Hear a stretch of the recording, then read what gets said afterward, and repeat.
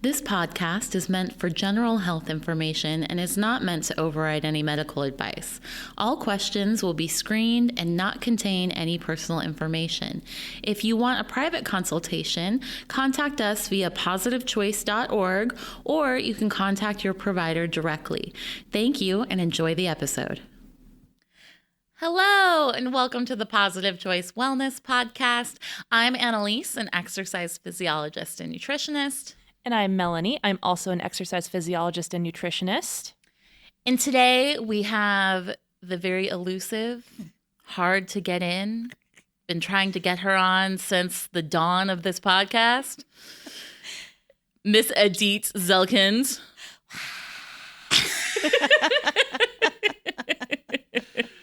Hi, Edith. Welcome. Thank you. Thank you. Very nice to be here. And let me tell you, we have been wanting to have her on forever, not only because she is entertaining. That's right. Entertaining as heck. But also, Edith has just a deep well of knowledge that we have been wanting to delve into, swim in. Yeah. Edith works with us here at Positive Choice. She is a physician's assistant, and she is pursuing a certification in applied functional medicine. Yes. Yes. Yes. Can you start off by telling us what is functional medicine? What does that mean? Wow. Great question. Actually, so applied functional medicine, or functional medicine in general, is really just, in a nutshell, it's root cause medicine.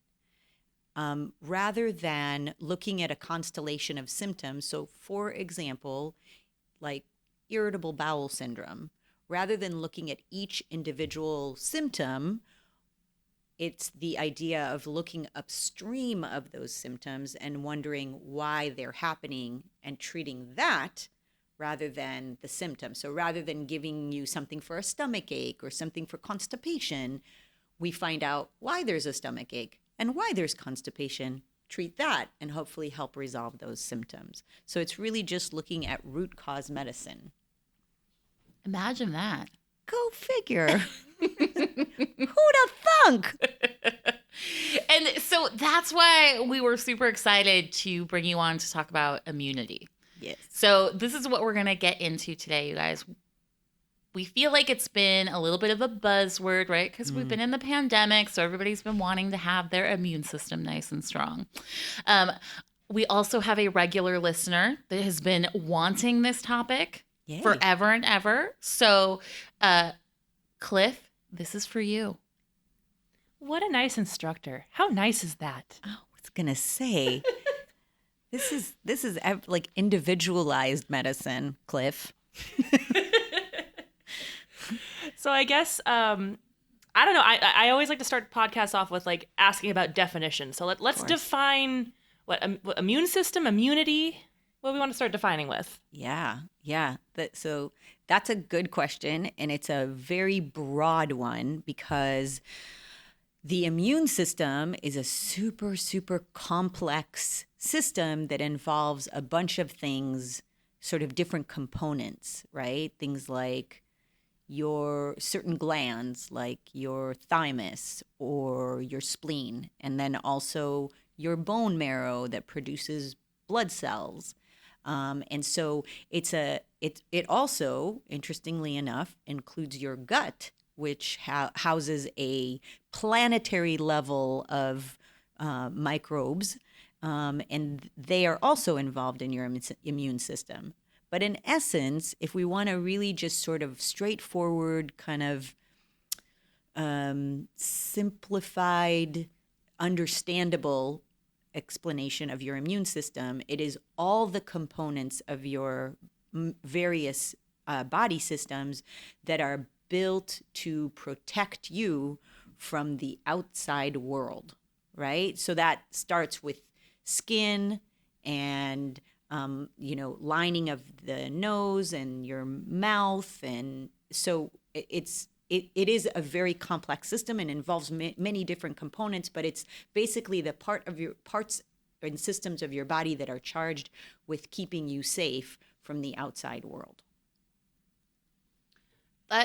So it really starts with our barriers.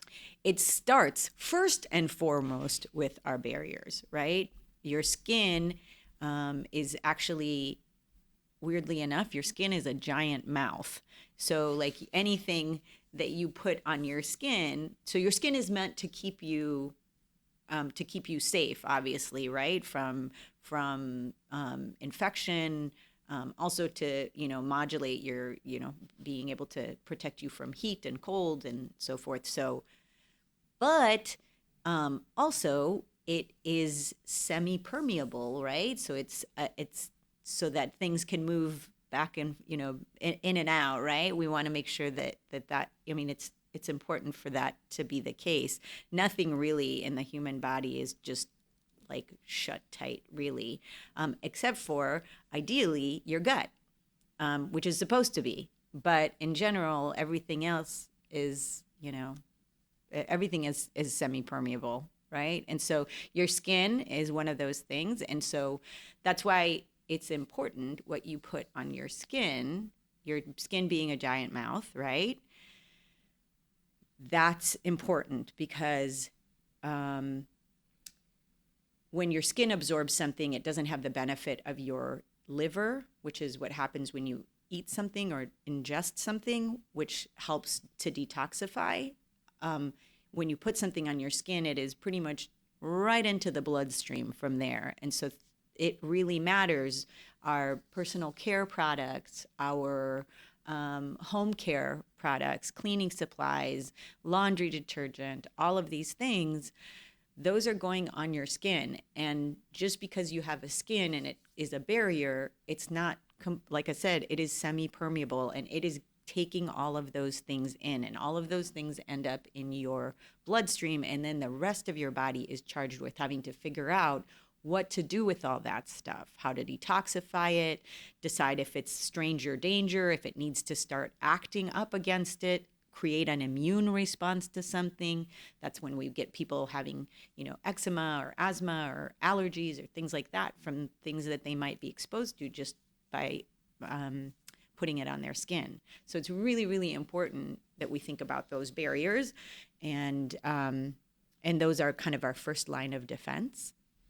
So what I'm hearing is you're justifying my expensive skincare routine. I would definitely condone, definitely, get quality and make sure that you are aware of what is in that stuff that you're putting on you, Can we get a little more specific on that? Because,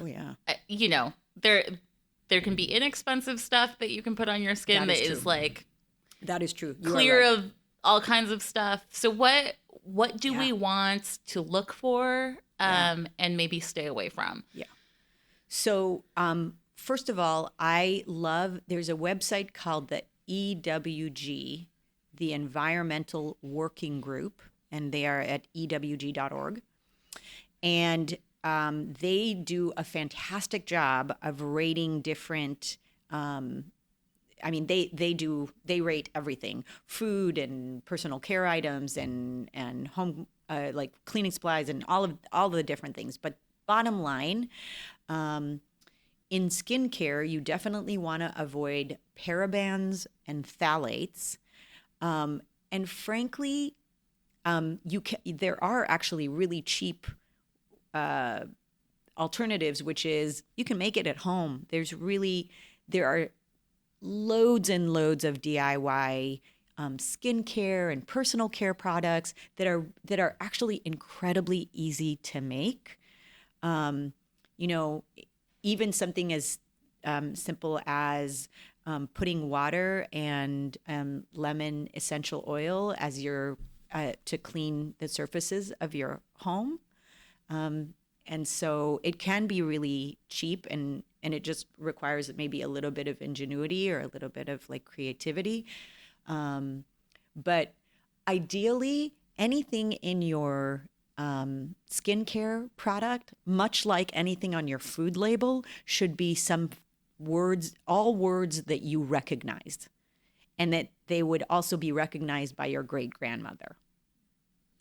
So how do you feel about fragrance?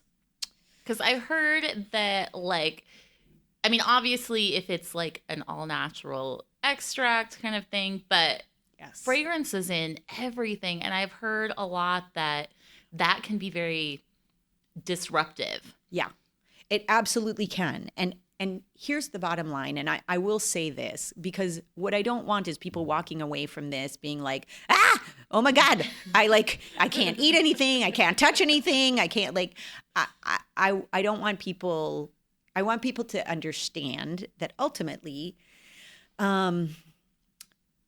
everything is contextualized and everybody is bio-individual. And certainly there are some people who have won the genetic lottery and they can smoke and eat bacon and slather themselves with like chemicals and they are going to be fine and they're going to live to 100. And then some people who haven't, who, you know, for whom which like one mercury filling and, you know, a little bit of bad food and they're a hot mess. So obviously this is everything in, you know, everything to be sort of contextualized for each individual. But in general, yeah, I would not, I wouldn't, fragranced things are not good on the, like in general. Essential oils are okay. And even that, just in moderation, you know, I've seen people react to essential oils. If you take enough of them, if you slather enough of them on your skin, you know, the idea of really moderation is great. And as much natural that comes from Mother Nature is probably your absolute and complete best bet. So with like all these chemicals and things, because you're mentioning like semi-permeable barrier, they're being absorbed into the bloodstream directly. So this, in a sense, is disrupting our immune system then by proxy, I'm assuming. No, absolutely. So that can disrupt our immune system in a couple of different ways. So a lot of these chemicals are endocrine disruptors, meaning they disrupt the endocrine system, and that's all of your glands like that are responsible for hormones. So ovaries and thyroid, all of those are part of your endocrine system. Your pancreas as well, because it makes insulin. Those are all part of your endocrine system. And so they disrupt that endocrine system. And then the endocrine system is also downstream of that, of course, is immune responses, upstream and downstream of that. So the immune system can affect the endocrine system can affect the immune system. A lot of these processes are not one thing necessarily affecting the other, as much as it might be a feedback loop kind of going back and forth. But bottom line is it can disrupt the endocrine system, which ultimately has to do with how our immune system is modulated. I mean, it's complex, but the bottom line is endocrine can affect immune. And then sometimes it just affects the immune system in general. In other words, let's say a chemical on your skin, now in your bloodstream, is sets off the alarm in your body. Oh my gosh, stranger danger. Right? Oh my God, I got to do something about this. Do we need some white blood cells? Do we need to attack this? What do we need to do to protect the body from it? And so the immune system will mount a response to that chemical. That in and of itself can be disrupting to the body. But then also those chemicals can look a lot like our bodies, like thyroid tissue, like nerve tissue. So then there's what's called molecular mimicry, where the body starts to attack itself because the body will make an antibody to that chemical. But oh, wait, is it that chemical, or is that thyroid looks a lot like that chemical? Oh my gosh, I better attack that too, because maybe it's probably stranger danger too. So all of these things disrupt us in that our bodies have to do something with them. And if you're lucky, they just kind of look at it and dump it. But it can it can have any number of responses. The body can have any number of responses, and each individual person can have any number of responses, right? So you and I can be exposed to the same things. And like I said, I might be terribly, terribly sick and you might be fine. But all of these things do have the potential to disrupt us in a variety of ways. So it kind of sounds like being mindful of yourself is a good starting point, and paying attention. Absolutely. So what are you doing? What are you using? And what's your personal outcome with that? Yes. And also less is more, right? I'm all for, and especially for women, there's makeup and perfumes, and there is a lot of messages about what we need to do to present ourselves in the world. And so we get exposed to a lot more chemicals, and not for nothing, we are the ones that end up housing babies at some point. If that's the choice that we've made, we're housing babies. And so all of that chemical exposure now has effect on this next generation and on the generation after that. Because fun fact, as a female, you produce all of the eggs that you will ever produce, that you will ever have, are produced by the time you are 4 or 5 months into that pregnancy. In other words, so for the last 4 or 5 months, you could be living in your grandmother's body. Does that make sense? Like you're right. If I'm so the fetus has all of its eggs, produces all of the eggs during the 4th and 5th month of development in the belly. Mm-hmm. Oh my gosh. I did know that, but now I'm terrified knowing that. So basically, for 4 or 5 months, you, as a little egg, lived in your grandmother's body. And so, yeah. That's mind-blowing. So it's really that has so many far-reaching consequences. And so for women, I really encourage them to think about, like, what is really important to me, and can I do with less, and can I do with more natural substances instead of chemicals? Unfortunately, a lot of the chemical regulation is very minor and poor. In order for something to be usable in sort of general manufacturing, it basically has to be proven. The standard is just like, it can't overtly poison you, right? But even stuff that can overtly poison you is still being used. So I mean, yeah, there's not a ton of oversight. So there's a whole lot of chemicals out there that are being used that really, there's not a ton of research on what they do or what the long-term effects of them are. And so less is more. Not to switch the gears, but that just brought into my head the food industry and the similar situation we have of certain products in our foods that also have negative effects on our health too, which I guess could in a sense tie into our immune function. No, not in a sense. Absolutely and overtly. So let's think, just high level view. Our immune system's job essentially is to 99.99999% of the time to just observe and not react, right? Just scan, look, examine, not react, not react, not react, not react. And then when there is something that is a danger, it is to act quickly and decisively and basically not harm anything outside of the target of the attack.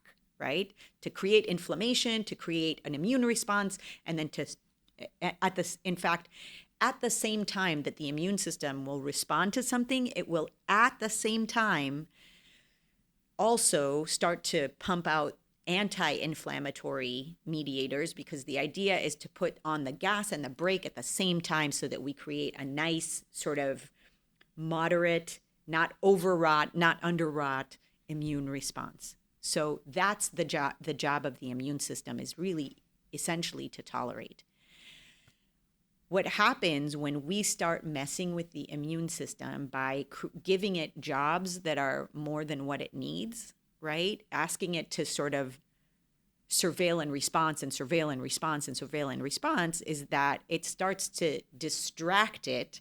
And then we can have issues with either immune suppression, because the immune system is busy dealing with other things, or immune overreaction, which is autoimmunity. And autoimmunity is very much on the rise, because when the immune system is also, again, asked to sort of surveil and react and surveil and react, eventually it could end up surveilling and reacting to us. I'm not the most informed of immune systems. That's why I'm going to ask this question. So when you're saying that we're giving our immune system tasks or jobs that's not necessarily in its scope, if you will, right? How are we doing that? What are those examples? Yeah. For instance, we have, we use ibuprofen, for instance, right? So we were taking, you have cramps, or you have a headache, or you have something, and you take ibuprofen. And so ibuprofen does, what it does is it takes that gut barrier, which is supposed to allow only teeny tiny molecules that have been digested to go into the bloodstream. But now, so if you think of it like cheesecloth, right? So like if you tried to put a pearl through that cheesecloth, it wouldn't go through, which is what it's supposed to do. But if you rip that, now that pearl can go right through. That's what we do when we take ibuprofen.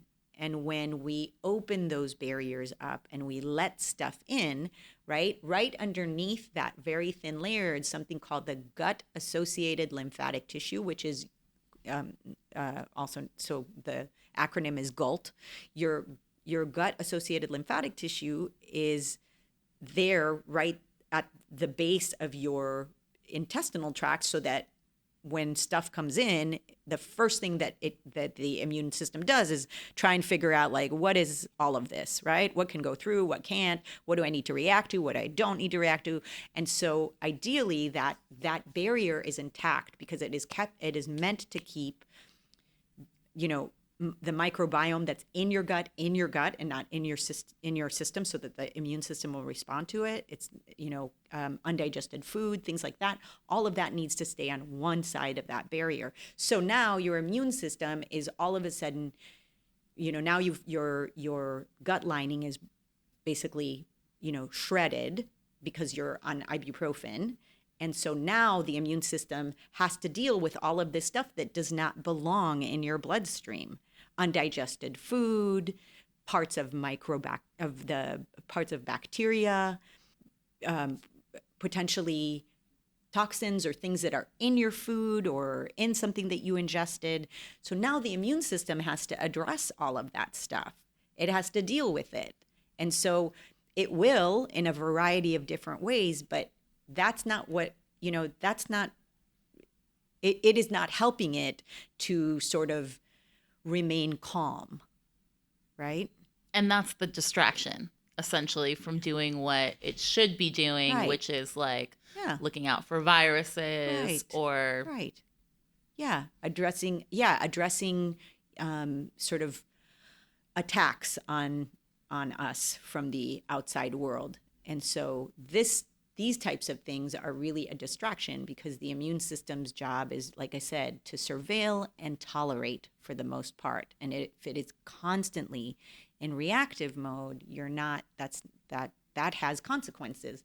And like I said, depending on your unique biology and the unique circumstances that you find yourself in, it can shift to suppression, where we can easily get sick, or sort of being overwrought, which is autoimmunity.